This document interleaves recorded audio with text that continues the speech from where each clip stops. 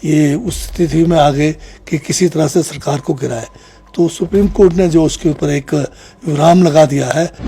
Back foot पर उन्हें बुरी तरह से लुढ़क गए हैं। ईडी है, सीबीआई है, धनबल है, तो ये पीछे हटने वाले नहीं है। ईडी का जिक्र किया, सीबीआई का जिक्र किया, केंद्रीय जांच एजेंसियों का जिक्र किया। सरकार बार बार एजेंसियों पर क्यों जाती है? क्या आपको भी लगता है कि कुछ नेता सीबीआई और ईडी के रडार पर अभी भी हैं? वो बिल्कुल है, क्योंकि और जो 18 होटल है, अब आज हाईकोर्ट में दोबारा फैसला आया, बोला आधे होटल फिर चलाओ। को लगता है एक मंत्री के तौर पर कि जिस तरह से सरकार न्यायपालिका पर सवाल उठा रही है वो वाजिब है? न्यायपालिका के अपने समझ में विवेक से जो फैसला दिया है उसको वो चैलेंजेबल है, कोई ऐसा थोड़ी है कि वो फाइनल है। भाजपा जो है बात की खाल उधेड़ने में ही इनका जो है महारत है।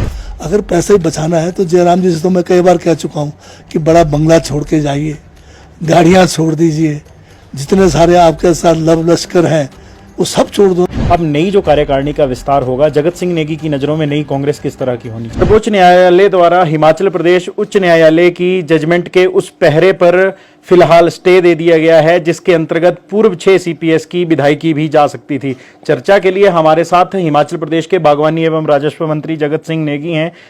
आज सर्वोच्च न्यायालय ने जिस पहरे पर स्टे लगाया है, आपको क्या लगता है सरकार के लिए और उन पूर्व 6 सीपीएस के लिए कितनी बड़ी राहत आप मानते हैं? नहीं, ये तो हम शुरू से कह रहे थे, हाईकोर्ट का फैसला था, तो एक फैसले के ऊपर जो है नेक्स्ट जो है अपील करने का जो है प्रावधान है, तो हमने उसी जो प्रावधान है उनके तहत सुप्रीम कोर्ट में गए। पर हम शुरू से ही कह रहे थे कि जो भी फैसला है वो रिट्रोस्पेक्टिव नहीं जाएगा, वो प्रोस्पेक्टिव होना चाहिए। पर भाजपा जो है इसका भी जो है एक दुष्प्रचार करके इसका लाभ उठाना चाह रहे थे, लोगों में भ्रम की स्थिति पैदा कर रहे थे, लोगों को भी ये लगे कि भाई सरकार जाने वाली है और जो इनके नापाक इरादे हैं वो पूरे हो जाए। अब वो कहते हैं कि हमारे संपर्क में है, हम जो है संपर्क में कैसे होंगे? कोई जादू की छड़ी तो है नहीं इनके पास। पिछली मर्तबा आपने देखा होगा धनबल, दल बदल का प्रलोभन और बहुत सारे मतलब जो हथकंडे अपना कर इन्होंने कोशिश की सरकार गिराने के लिए, परंतु उसमें सफल नहीं हुए। अब जो है इस फैसले को लेकर फिर दोबारा से जो है ये उस स्थिति में आ गए कि किसी तरह से सरकार को गिराए, तो सुप्रीम कोर्ट ने जो उसके ऊपर एक विराम लगा दिया है। अब देखेंगे कल तक भाजपा वाले अब कौन सा नया हथकंडा अपनाते हैं। आपके इस बयान का एक सीधा सीधा अर्थ ये भी निकाला जाए कि इस फैसले के बाद भाजपा कहीं ना कहीं बैकफुट पर गई है?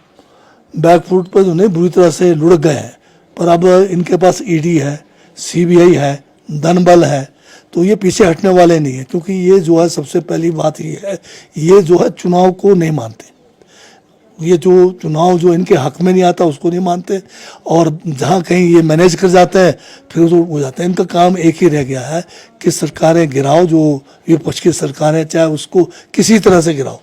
लोकतंत्र के लिए ये बहुत बड़ा जो है खतरा भाजपा की विचारधारा है, जो इस देश के अंदर संविधान को नहीं मानते, जो इस देश के जो नियम कानून नहीं मानते, केवल दल बदलने का सिलसिला प्रलोभन से और धनबल से।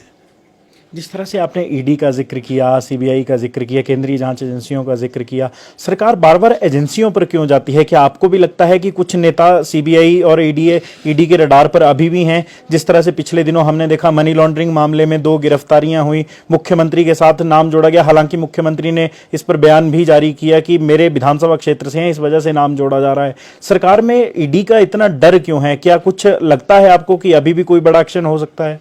अगर आप देश के अंदर आज तक जो ईडी के रेड्स हुए उसको अगर हिसाब लगाओगे तो बिल्कुल है, क्योंकि आप ज़्यादा दूर ना जाएं, केजरीवाल जो है हमारे मुख्यमंत्री थे दिल्ली के अंदर, बिना कोई एविडेंस के उनको 1 साल अंदर रखा, उनके डिप्टी सीएम बिना एविडेंस के 2 साल अंदर रखा, उनके जो है एमपी संजय उनको बिना एविडेंस के अंदर रखा, और 200 से ज़्यादा लोग जो जिनको ईडी का जो डर दिखाकर बीजेपी में ले गए। तो ये क्या कम है? इतने सारे उदाहरण आप बताइए, क्यों ये तो बिना किसी एविडेंस के किसी को भी अंदर कर देंगे, क्योंकि इनके पास जो है ईडी इनके कठपुतली है, सीबीआई इनके कठपुतली है, यहाँ तक कि चुनाव आयोग भी इनके कठपुतली है। तो बताइए ये देश पता नहीं कैसे चल रहा है। ये एक बहुत बड़ी विडंबना है कि कल क्या होगा कोई पता नहीं। कल ये देश में लोकतंत्र भाजपा के शासन में बचेगा कि नहीं बचेगा।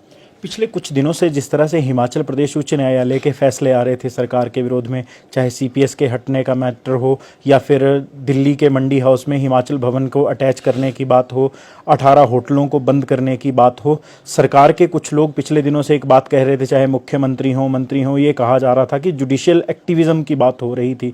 क्या आपको भी लगता है कि सरकार को जुडिशरी को कटघरे में खड़ा करना उचित है, अनुचित है? आपका क्या मानना है? नहीं, मेरा ये नहीं है कि सरकार के खिलाफ बहुत सारे फैसले आते हैं। अगर जो फैसले हमें लगते हैं कि जो हमें आगे पैरवी करनी है तो सुप्रीम कोर्ट का रास्ता है, या कोई सिंगल बेंच का है तो डबल बेंच में जाने का है। तो उसमें कोई वो नहीं है, फैसले आएंगे और उसको हमें भी समीक्षा करना होता है। हम पर एक बात है कि ये जो हल्ला पाया जा रहा है एक केस में लेके कि हिमाचल भवन अटैच हो गया, अटैचमेंट का मतलब ही नहीं समझते लोग। उनको जब बगैर बताए वो ऐसा हल्ला पा दिया कि जैसे कि वो बिक गया। अटैचमेंट का मतलब हुआ कि एक केस में जिसके पक्ष में हुआ है उसने जो है लिस्ट दी प्रॉपर्टीज़ की कि कौन से प्रॉपर्टीज़ जो है बेचे जा सकते हैं, सरकार के कुर्क किए जा सकते हैं। तो वो अगर हिमाचल का हितैषी होता तो हिमाचल भवन जैसे जगह का नाम ना लेता। यहाँ हिमाचल में बहुत सारे 18 ये होटल थे, इन्हीं में से दे देता था 18 होटल जो वैसे भी बोल दिया कि ये नहीं चल रहे हैं तो इन्हीं को लगा देता। तो हिमाचल का नाम बदनाम करने के लिए उसने दिल्ली का नाम दिया। तो होटल बंद करने का ऑर्डर नहीं है अभी, सिर्फ ये है कि अटैच हो गया, मतलब उसके ऊपर एक किस्म से बार लग गया कि हम उस होटल को जब तक फैसला नहीं होगा उसको आगे किसी को बेच नहीं सकते। वैसे भी हिमाचल भवन कौन बेच रहा था? तो ये तो एक खबर बनानी थी और लोगों को भ्रमित करना था कि अटैचमेंट शब्द को जो है लोगों तक, आम जनता तक समझाना पड़ता है कि अटैचमेंट का मतलब क्या होता है। ये कोई बिका नहीं है, सिर्फ कोर्ट ने कहा कि आगे आप इसको जब तक फैसला नहीं होगा आगे नहीं बेच सकते। और जो 18 होटल है, अब आज हाई कोर्ट में दोबारा फैसला आया, बोला आधे होटल फिर चलाओ। इसका मतलब हम लोग जब आधे को चला सकते आधे और क्यों नहीं चला सकते? कल जिसको सफेद हाथी बताया गया हम उसको काला हाथी बनाएंगे। मतलब आपको लगता है एक मंत्री के तौर पर कि जिस तरह से सरकार न्यायपालिका पर सवाल उठा रही है वो वाजिब है? नहीं, हमने तो कोई सवाल नहीं उठाया है। न्यायपालिका के अपने समझ में विवेक से जो फैसला दिया है उसको वो चैलेंजेबल है। कोई ऐसा थोड़ी है कि वो फाइनल है। हो सकता है कि वहाँ तर्क उस किस्म के नहीं पेश हुए होंगे, जो उनके सामने मैटर आया होगा उस हिसाब से उन्होंने फैसला दिया होगा, तो हम उसके आगे भी तो जा सकते हैं। तो आपको क्या लगता है कि जिस तरह से मुख्यमंत्री ने पिछले दिनों बात की थी कि आर्बिट्रेशन के जिस तरह से के फैसले हैं न्यायपालिका के, वो जो हैं नियमों के मुताबिक नहीं आ रहे हैं। पिछले कल भी एक मंत्री ने कहा कि जुडिशियल एक्टिविज्म जो है वो हावी हो रहा है। तो आपको क्या लगता है इन चीज़ों से बचना चाहिए या फिर ये बयान सही थे? इनके नाम मैंने कोई बयान सुना है ना कोई, जब सुना ही नहीं तो मैं क्या टिप्पणी दूंगा इनका। एक प्रदेश पे आर्थिक तंगी की बात हो रही थी पिछले कुछ दिनों पहले। अब भाजपा कह रही है कि सीपीएस जब पदों से हट गए हैं फिर भी सरकार कोशिश कर रही है कि उनको बचाया जाए। ऐसा क्या मोह है सरकार का उन 6 लोगों से कि अभी भी सरकार उनकी पैरवी के लिए करोड़ों रुपए वकील के ऊपर दिल्ली में खर्च कर रही है, पहले हिमाचल में खर्च किया? एक तो भाजपा जो है बात की खाल उधेड़ने में ही इनका जो है महारत है।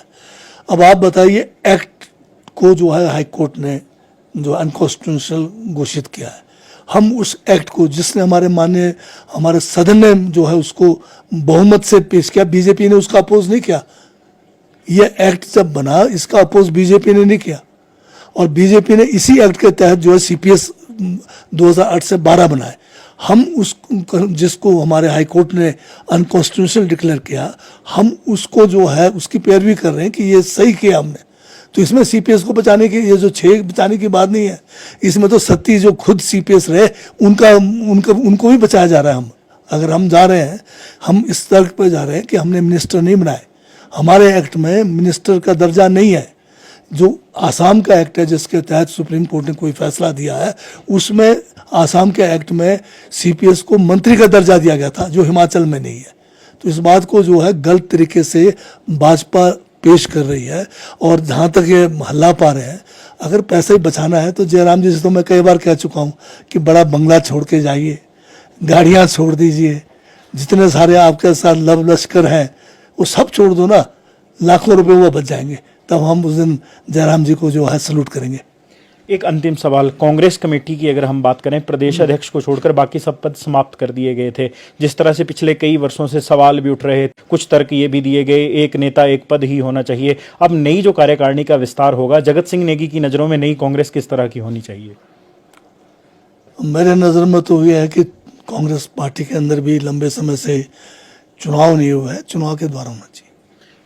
एक गुटिज्म को समाप्त करने के लिए क्या अपनाया जा सकता है संगठन को, और क्या एक्सपेरिमेंट करना चाहिए जिससे जितने भी अलग अलग तरह के गुट हैं, चाहे मुख्यमंत्री की बात हो या फिर अन्य नेताओं की बात हो, उसका एक ही तरीका है कि पार्टी के अंदर भी चुनाव प्रक्रिया को लागू करना चाहिए। इस तरह से हमने पहले भी कहा कि आज सुप्रीम कोर्ट ने हिमाचल प्रदेश उच्च न्यायालय के फैसले के उस पैरे पर रोक लगाई है जिसके अंतर्गत पूर्व 6 सीपीएस की विधायकी भी जा सकती थी।